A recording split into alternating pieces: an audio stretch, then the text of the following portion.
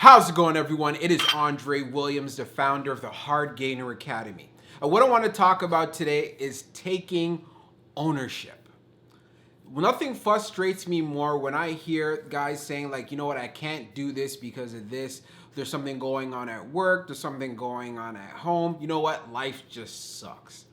And then I think to myself, and then I say, when I hear them talk and they say that, it makes you wonder.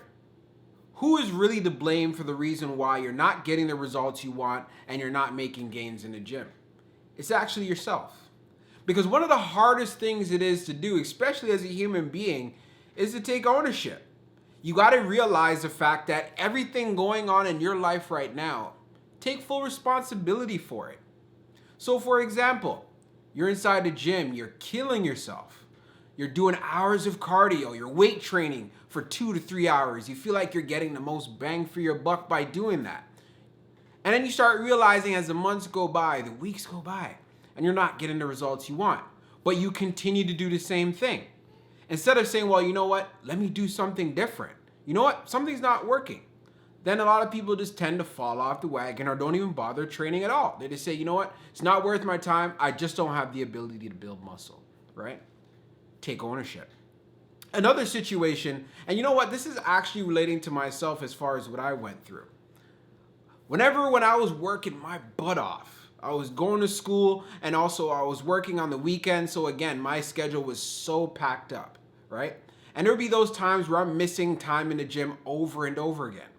Then I started saying to myself, well, you know what? I'm never going to be able to get back in shape. School, there's too much going on. Work, hey, I got to be able to pay these school bills, right? And it's just like I got into the worst shape possible during that time period. But then I started realizing to myself, where can I find free time in this busy schedule? I started looking for loopholes, right? I started realizing, wait a second, I know my school has a gym in it. Why don't I use that, right? A lot of times, the average person in that particular situation would just be like, I don't have the time.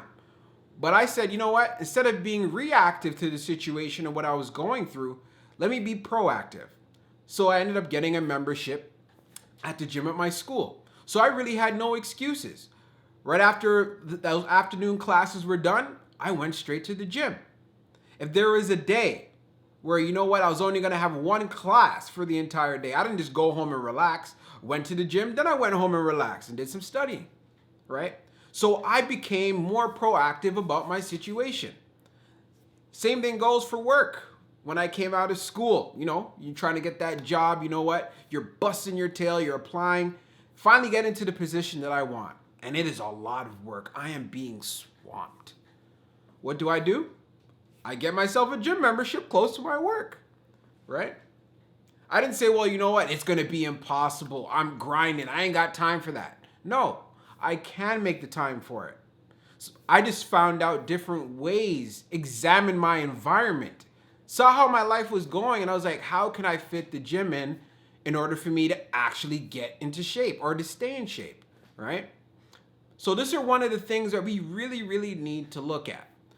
Now let's take family, for example.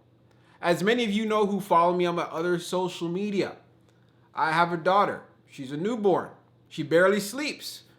I could be saying, well, you know what, man, I'm just too tired to go to the gym.